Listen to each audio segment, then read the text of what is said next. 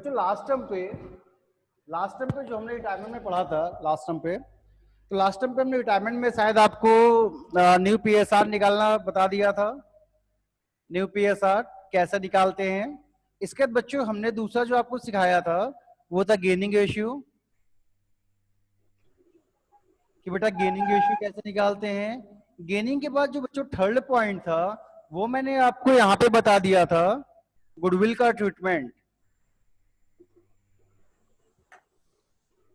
Treatment of goodwill in a retirement of a partner. बच्चों इसके बाद मैंने जो फोर्थ पॉइंट था वहां मैंने लिखा था आपको बनाना था जर्नल एंट्री।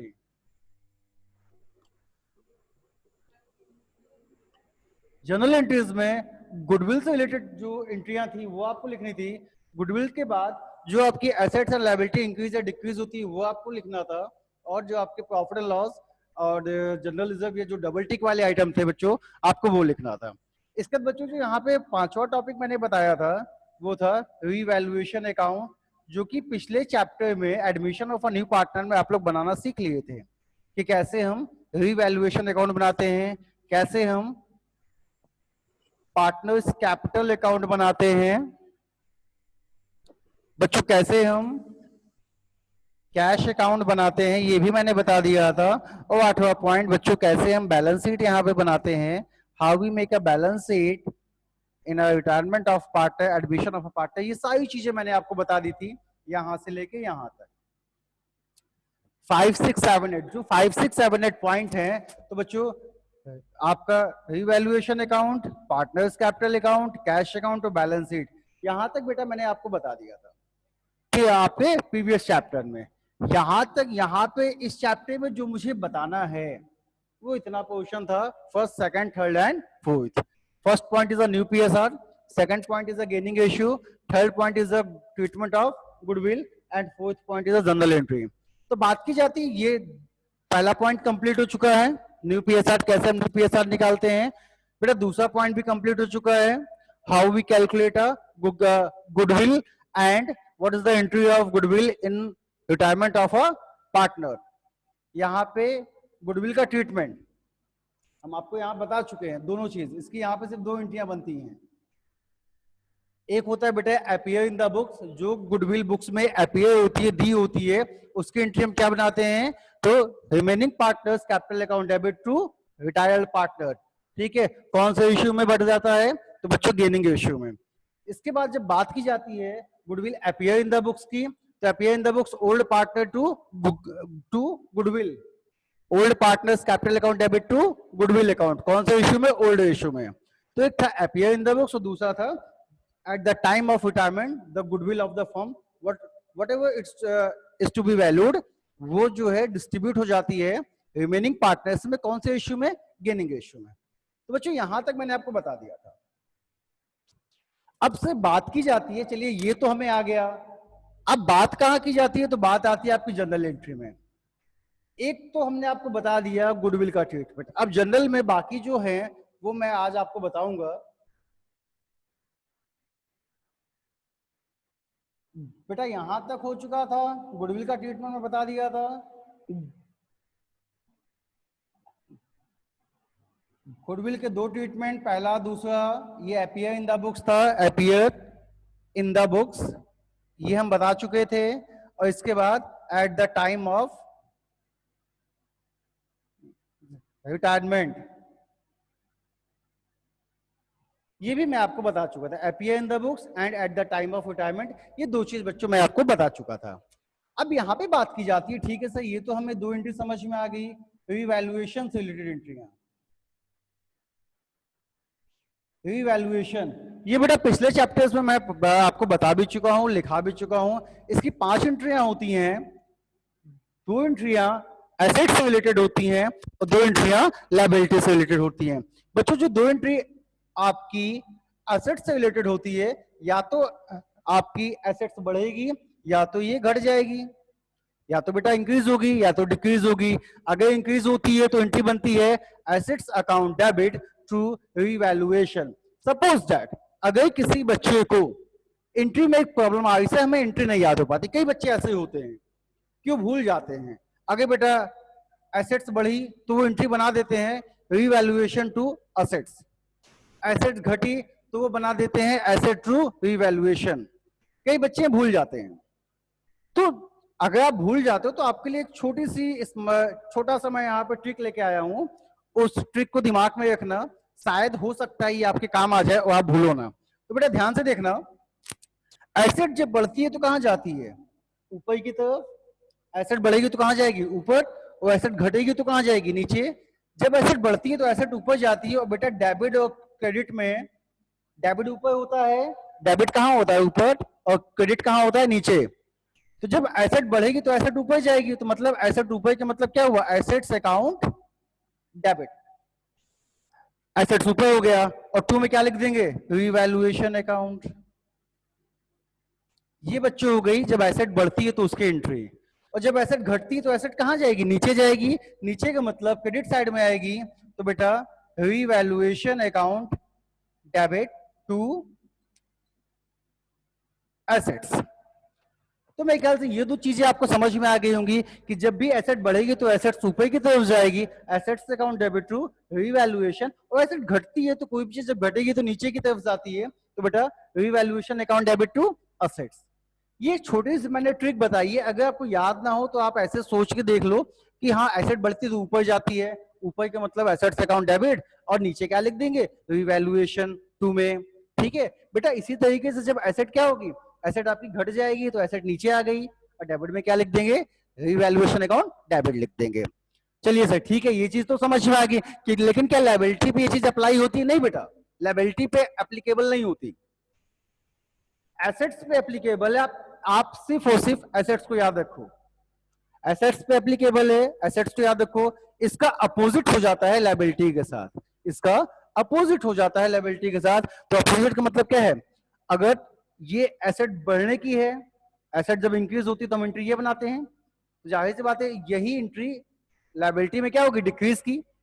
जब लायबिलिटी डिक्रीज होती है तो लायबिलिटी ऊपर जाएगी, liability account debit through revaluation, और ये एंट्री हो जाएगी लायबिलिटी के इंक्रीज होने की, revaluation account debit to liability.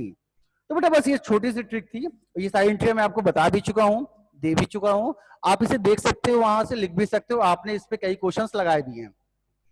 तो चार एंट्रियां तो ये हो गई, लास्ट एंट्री जो बनती है या तो वो रिवैल्यूएशन पे क्या आएगा, या तो प्रॉफिट आएगा या तो लॉस आएगा। तो बेटा अगर प्रॉफिट आता है तो revaluation account debit to old partner, और लॉस आता है तो old partners capital account debit to revaluation.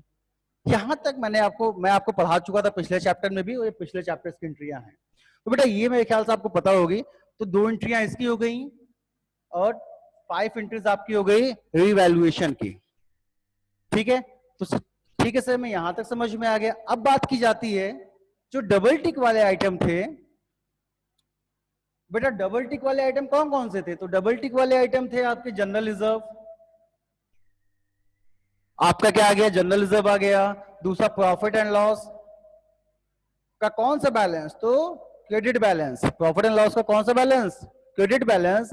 Credit balance का मतलब होता है प्रॉफिट, क्रेडिट बैलेंस का मतलब क्या होता है बच्चों, तो प्रॉफिट। अब बेटा अगर प्रॉफिट एंड लॉस का डेबिट बैलेंस लिखा हुआ है, क्या लिखा है, डेबिट बैलेंस, तो इसका मतलब होता है लॉस।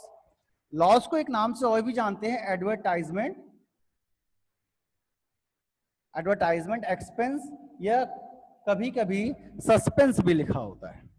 एडवर्टाइजमेंट एक्सपेंस या कभी कभी सस्पेंस अकाउंट भी लिखा होता है।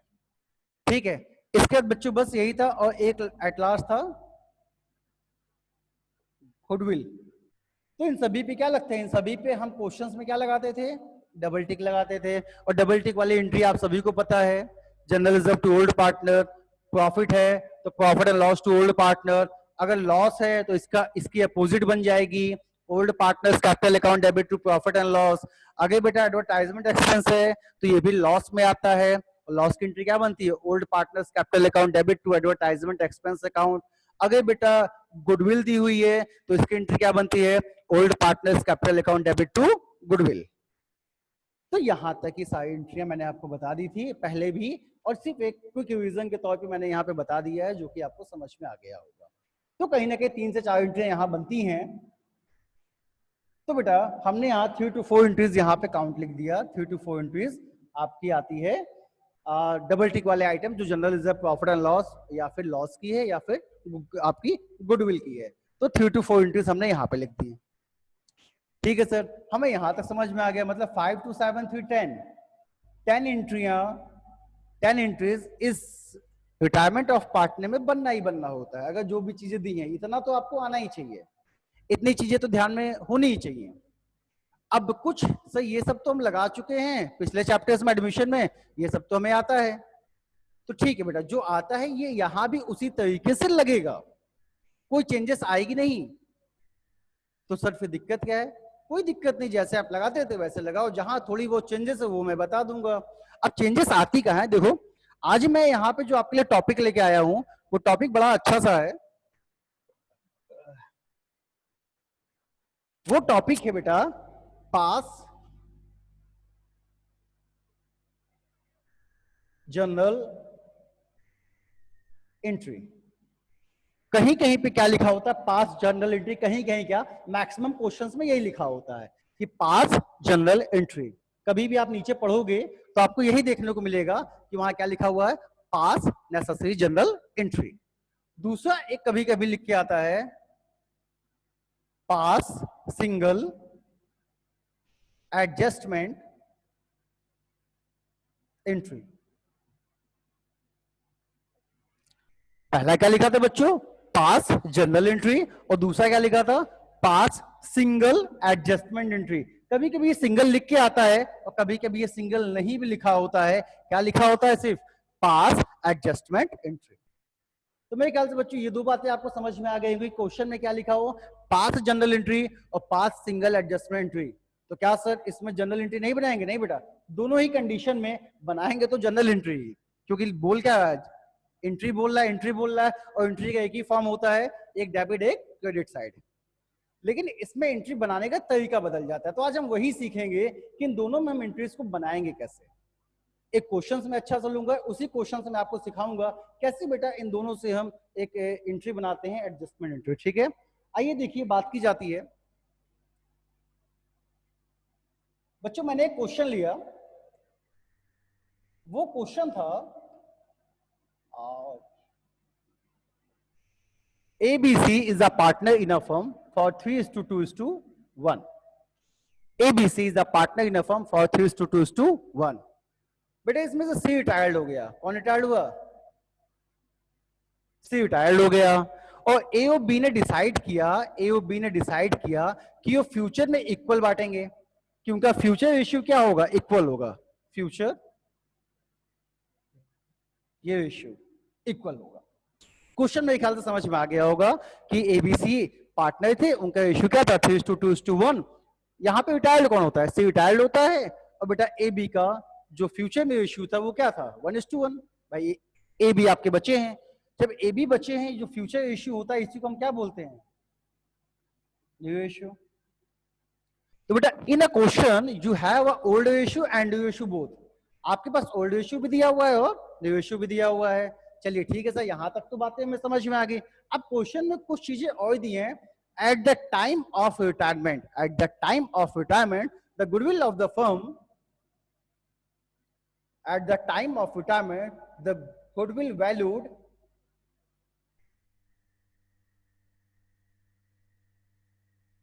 $60,000।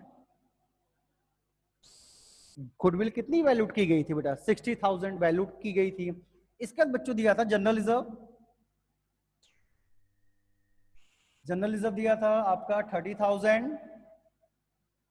प्रॉफिट एंड लॉस का क्रेडिट बैलेंस दिया था। क्रेडिट बैलेंस मतलब प्रॉफिट होता है, ठीक है। क्रेडिट बैलेंस यहां पे आपको दिया था 12,000। इसका बच्चों दिया था एडवर्टाइजमेंट एक्सपेंस। एडवर्टाइजमेंट एक्सपेंस यहां पे आपका दिया हुआ था 6,000। ठीक है बच्चों, इतनी चीजें क्वेश्चन में आपको दी हुई थी। That is the question. अब यहां पे क्वेश्चन में लिखा गया, क्वेश्चन में लिख दिया पहला पास नेसेसरी जर्नल एंट्री।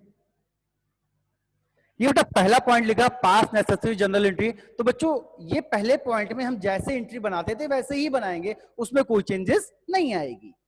लेकिन जब दूसरा पॉइंट यहां पे ये लिख दिया, पास single adjustment entry,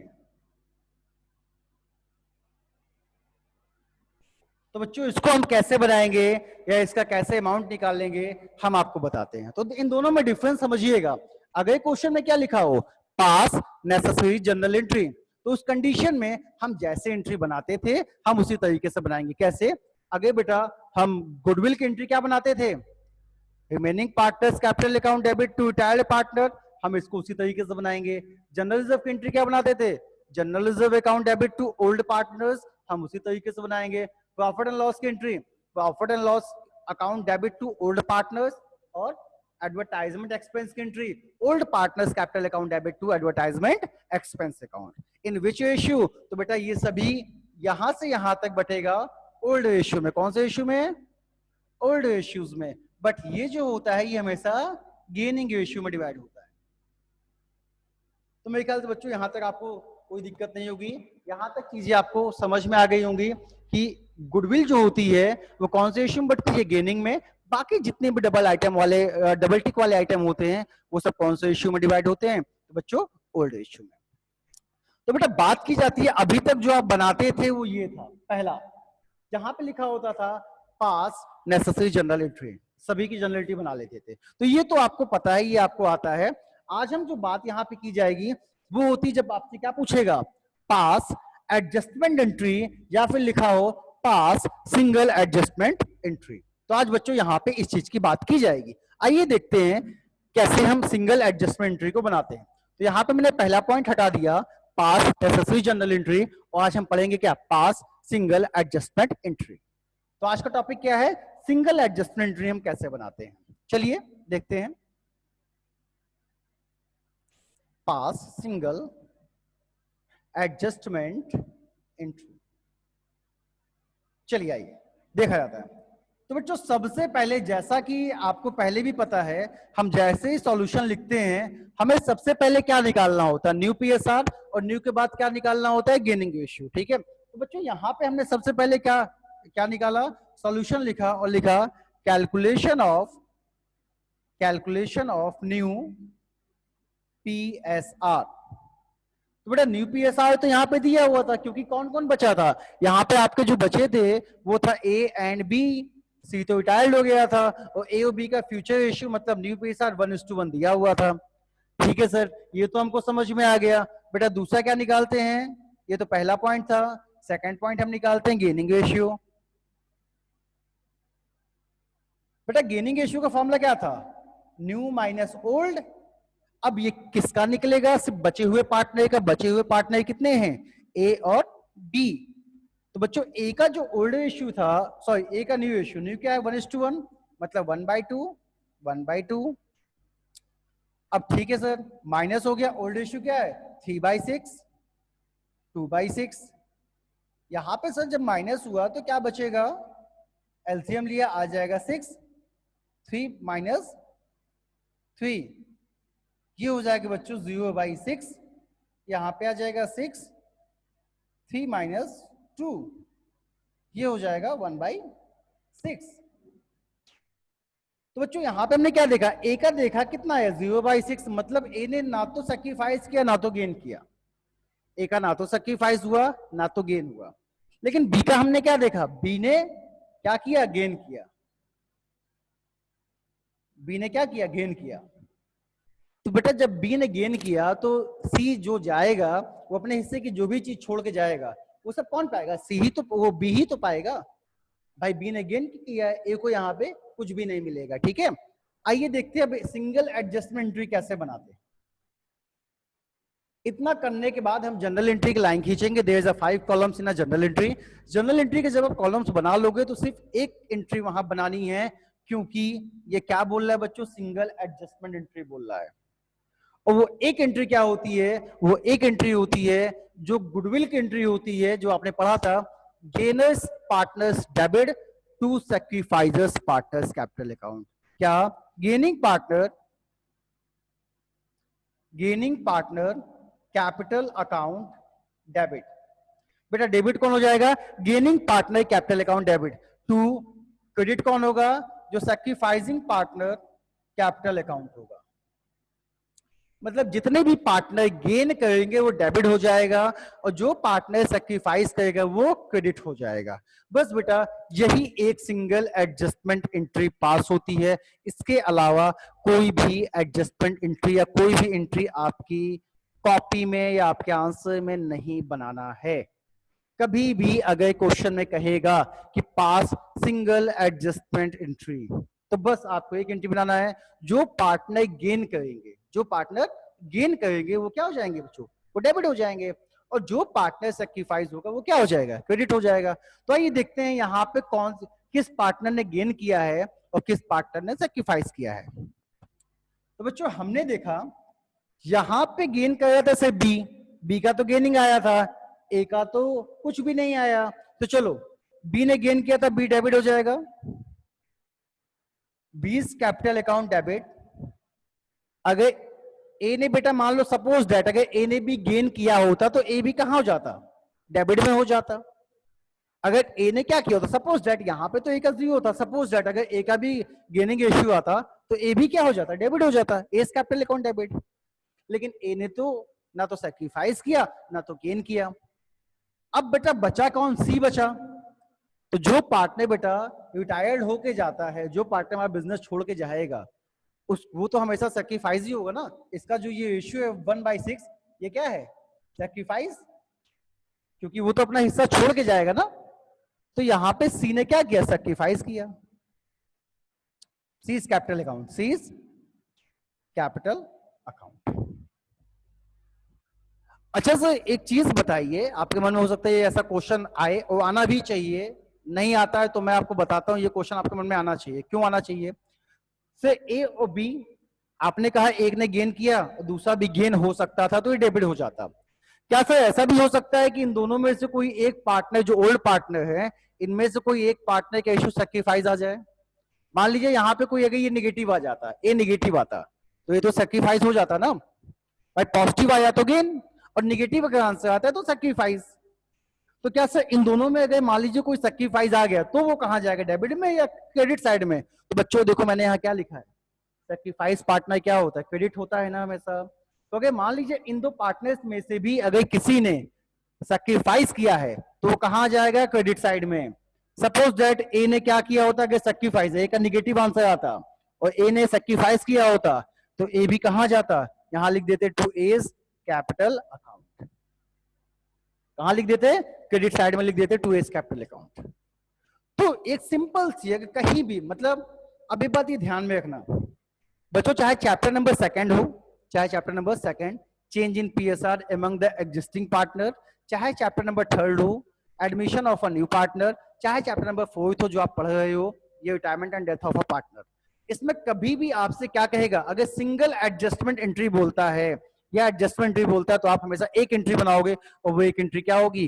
gaining partners capital account debit to sacrificing partners capital account. जो गेन होगा वो डेबिट, जो सैक्रिफाइस करेगा वो क्रेडिट, इन तीनों चैप्टर्स में। ठीक है सर, एंट्री तो समझ में आ गई, एंट्री हमने बना दिया। अब सर अमाउंट कैसे डालें? भाई यहां तो इतने ढेर सारे अमाउंट है, इनको एक साथ कैसे डालें? आइए अब सीखेंगे अमाउंट कैसे डालते हैं।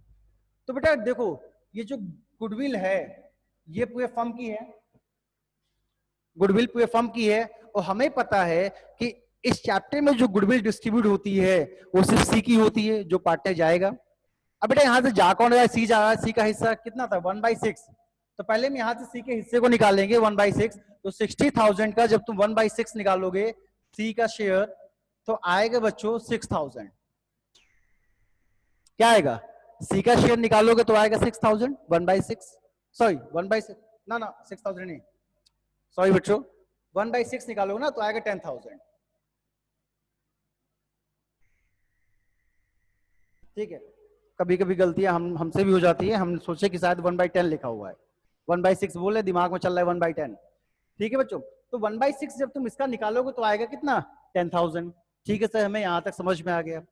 अब इसके बाद जितनी भी चीजें इसमें डिस्ट्रीब्यूट होती है, देखो जनरल रिजर्व डिस्ट्रीब्यूट होगा, जनरल रिजर्व लायबिलिटी का आइटम है, ये भी यहां पे जोड़ देंगे। ठीक, 30,000। प्रॉफिट एंड लॉस का जो प्रॉफिट होता है बेटो ये भी जोड़ देंगे 12,000। ये सब ऐड हो जाएगा। लेकिन जो लॉस है, जो लॉस आता है, एडवर्टाइजमेंट एक्सपेंस आता है, वो माइनस हो जाता है। क्या हो जाता है? माइनस। तो बेटा पहले इन सभी को जोड़ लेना। तो 30, 40, 40 प्लस 12 आएगा 52,000। कितना आएगा? 52।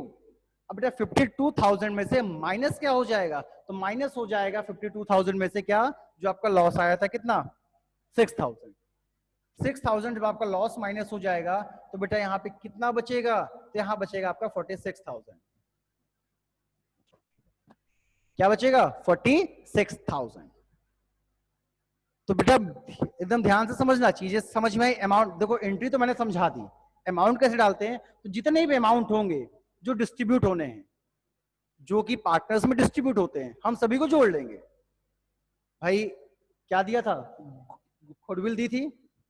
इसमें जो पार्टनर रिटायर्ड होता है उसका हिस्सा डिस्ट्रीब्यूट होता है, हमने उसका हिस्सा निकाला 10,000। जनरल रिजर्व कितना था? 30,000, हमने उसको जोड़ दिया। प्रॉफिट एंड लॉस का प्रॉफिट था 12,000, हमने उसे भी जोड़ दिया। अब बेटा यहां से सब्ट्रैक्ट क्या होगा? तो माइनस बच्चों क्या होगा? जो आपका लॉसेस है, अगर कोई प्रॉफिट एंड लॉस का लॉस दिया होता तो माइनस हो जाता, और एडवर्टाइजमेंट एक्सपेंस यहाँ चूंकि लॉस दिया हुआ है, ये भी क्या हो गया? माइनस हो गया। तो ओवरऑल जो हमारे पास नेट वैल्यू आई वो कितनी आई? नेट वैल्यू बच्चों देखो तो यहाँ पे हमारे पास 46,000 आती है। This is a net value 46,000। जब बच्चों में ये नेट वैल्यू निकाल लेंगे, क्या निकाल लेंगे? Net value. मेरे ख्याल से नेट वैल्यू आपको समझ में आ गई होगी कैसे निकालेंगे।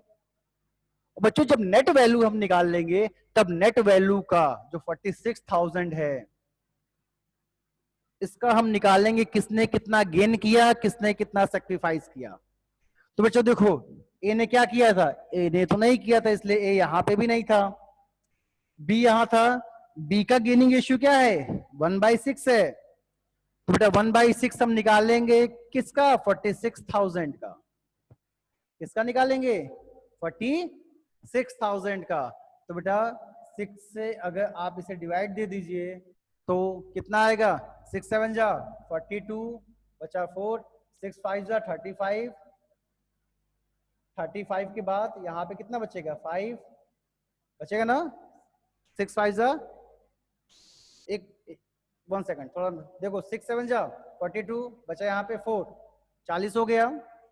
अब 6 की टेबल पढ़ेंगे, 40 टाइम्स से ज्यादा ना जाए। 6 6 जा 36, 6 7 जा 42, तो 6 6 जा 36, फिर बचेगा 4, 6 6 जा 36, 6 6 जा 36, 7,667 हम लिख सकते हैं। कितना लिख सकते हैं? 7,667 अप्रॉक्स में 7,667। बेटा अब यहां पे आपको दिखाई दे होगा अमाउंट। तो यहां पे बी ने, सॉरी ये बी का था 7,667, 1/6 बी का आया था। और बेटा यही सेम चीज सी की भी आई थी, और सी का भी 1/6 था। सी का भी हिस्सा निकालेंगे तो कितना आएगा? 7,667। बस बच्चों ये कंप्लीट हो जाता है। ये आपकी सिंगल एडजस्टमेंट एंट्री पास हो गई। यह एंट्री बनाना था, ये अमाउंट डालना था। तो मेरे ख्याल से पूरा प्रोसेस आपको समझ में आ गया होगा कि सिंगल एंट्री जब भी क्वेश्चन में अगर बोल देगा क्या? सिंगल एडजस्टमेंट एंट्री, या फिर बोल दे adjustment entry, single adjustment entry बोल दे या फिर बोल दे एडजस्टमेंट एंट्री, तो बच्चों उसे हम कैसे बनाते हैं ये मेरे ख्याल से समझ में आ गया होगा। तो क्वेश्चन जब भी पढ़िएगा तो एक बार वहां पे ये चीज जरूर देख लीजिएगा कि नीचे लिखा क्या है। पास नेसेसरी जनरल एंट्री अगर ये बोलता है तो नॉर्मली जो हम एंट्री बनाते हैं वही एंट्री बनेगी, उसमें कोई चेंजेस नहीं आएगी। लेकिन अगर बच्चों बोल देगा पास सिंगल एडजस्टमेंट एंट्री, तो हमें सबसे पहले क्या निकालना? न्यू पीएसआर, फिर गेनिंग रेशियो। क्योंकि जो एडजस्टमेंट एंट्री बनती है उसमें गेनिंग पार्टनर जो होता है वो डेबिट हो जाता है, और सैक्रिफाइसिंग पार्टनर क्या होता है? क्रेडिट हो जाता है। और जो भी अमाउंट आता है वो कौन से रेशियो में डिस्ट्रीब्यूट होता है? जो उनका गेनिंग और सैक्रिफाइसिंग रेशियो आएगा, हम उसी में उस अमाउंट को, वो अमाउंट डिस्ट्रीब्यूट हो जाएगा। ठीक, तो आपको गेनिंग और सैक्रिफाइस निकालने के बाद सिर्फ एक एंट्री आप बनाएंगे, ओनली सिंगल एंट्री, क्योंकि सिंगल एडजस्टमेंट एंट्री होती है।